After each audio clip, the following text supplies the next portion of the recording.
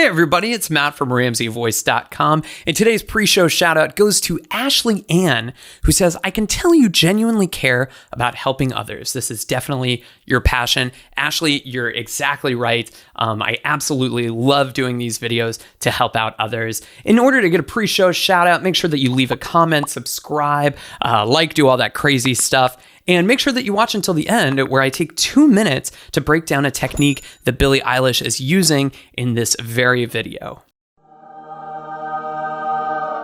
Okay, and without further ado, here's Billie Eilish singing No Time to Die live from the BRIT Awards.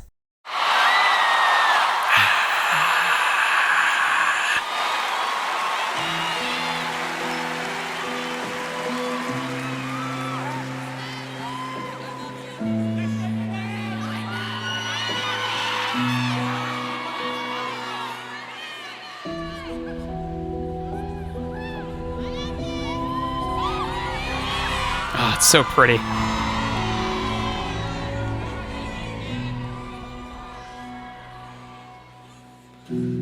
I should have known. Man, that's beautiful. I'd leave alone.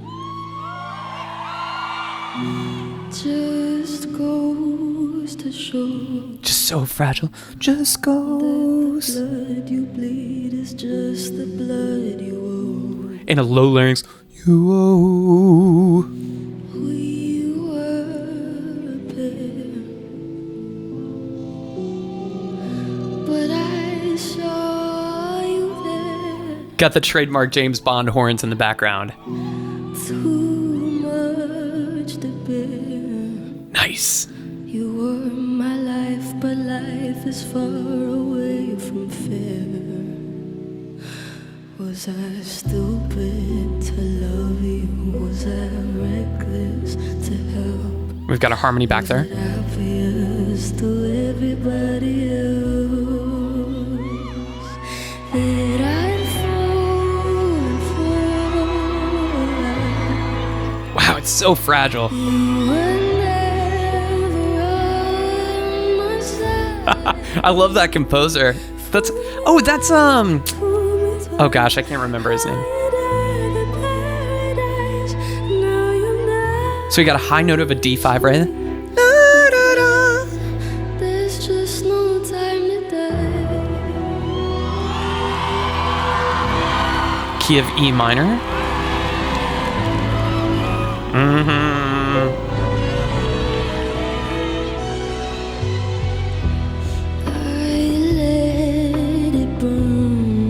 Got some light drums in the background.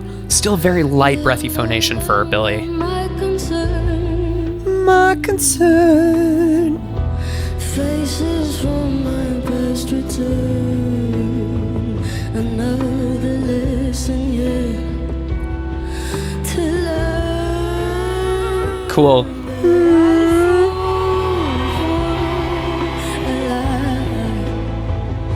You were never on my side. That's the first time I've heard her go really full volume, full voice. Twice, I died in paradise. Now you never see me cry. There's just no time to die. Yeah, so that was There's just no time to die. That was the first time that I've heard her really start to engage that full chest voice sound, besides going for that breathy phonation that she's super well known for. It'll be interesting to see how she ends on this, whether she goes for even a fuller voice, or maybe she might even back off a little bit more. Let's watch. No time to die. Okay, a little bit more of a crescendo, a little fuller voice. No time to die. All right. Up to a B4 in full voice. And then back to the Fool me once, fool me twice. High in paradise. Now you'll never see me cry. It's beautiful how the piano's There's no time to die. The piano's just tracing her vocal line. It's beautiful. She's so humble. Man, I love her so much. Guys, I know exactly what I want to talk about today, and that is going to be how to lower your larynx for vocal effect.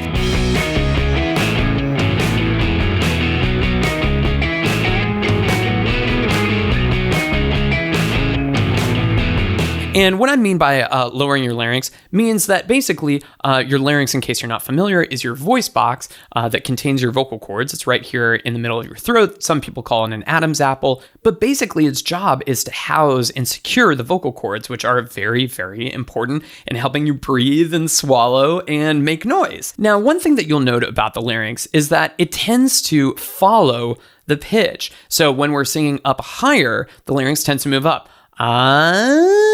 It moves upwards. And as we tend to sing lower in our voice, it tends to move downwards. Oh. Now, you can try this for yourself. When you swallow, you'll feel that the larynx moves up. And when you yawn, you'll feel that the larynx moves down. Now, many singers use the larynx position for great vocal effect, and Billie Eilish is no different. In this particular video clip, we can see her lowering her larynx to create a kind of woofy, kind of lower, kind of intimate kind of vocal effect. Let's find it.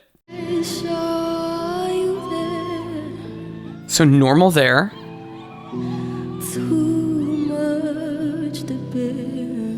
And she's starting to go a little lower. But life is far away from fair.